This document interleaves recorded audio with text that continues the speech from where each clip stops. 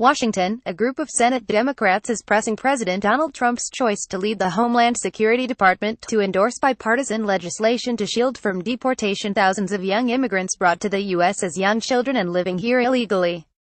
In a letter sent Friday to Kirstjen Nielsen, the 20 lawmaker said she agreed during her confirmation hearing earlier this month on the need for legislation that would put so-called dreamers on a path to U.S. citizenship.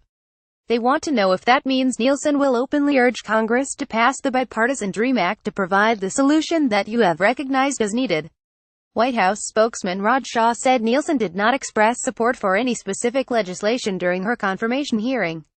The Trump administration has laid out its priorities for responsible immigration reform we hope Congress will adopt, Shah said. The letter also seeks to pin Nielsen down on other contentious immigration policy questions. For example, they asked if she believes people from Central America living in the United States under Temporary Protected Status, or TPS, should be sent back to their home countries. The Senate version of the DREAM Act is sponsored by Sens. Lindsey Graham, RSC, and Dick Durbin, DIL. There's an identical bill in the House. Durbin, the top Democrat on the Senate Subcommittee on Border Security and Immigration, signed the letter to Nielsen. Nielsen is currently the Deputy White House Chief of Staff. A Senate panel backed her nomination earlier this week, referring it to the Senate for a confirmation vote. The senators said there is precedent for the Homeland Security Secretary to publicly back legislation. Elaine Duke, the department's acting secretary, threw her support behind a bill sponsored by Republican Sens. David Perdue of Georgia and Tom Cotton of Arkansas to restrict and reshape legal immigration, according to the letter from the Democrats.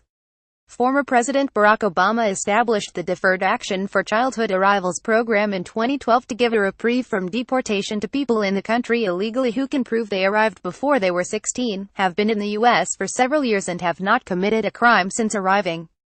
The DACA program also allows them to work legally. Trump announced in September he would phase out the program, which many Republicans denounced as an unconstitutional overreach by Obama. But Trump said those whose authorizations were set to expire within 6 months could apply for renewals as long as they did so by October 5. Trump also gave Congress 6 months to come up with a legislative fix before recipients began to lose their status. The Senate Democrats said October 5 was an arbitrary and short deadline for DACA recipients to renew their applications and many missed it. Nonetheless, U.S. Citizenship and Immigration Services rejected applications that arrived late even though mail delivery delays were the main cause. They said Duke overruled the decision by Citizenship and Immigration Services and asked Nielsen if she agreed with the acting secretary's call. If confirmed, will you commit to ensuring that the acting secretary's decision is fairly implemented and does not disqualify applications mailed with a reasonable expectation of arrival at the agency by October 5, the letter to Nielsen said. The Democrats also want Nielsen to say if she would assure them that no person would lose their Deferred Action for Childhood Arrivals program status before it expires unless that person violated the terms of the program.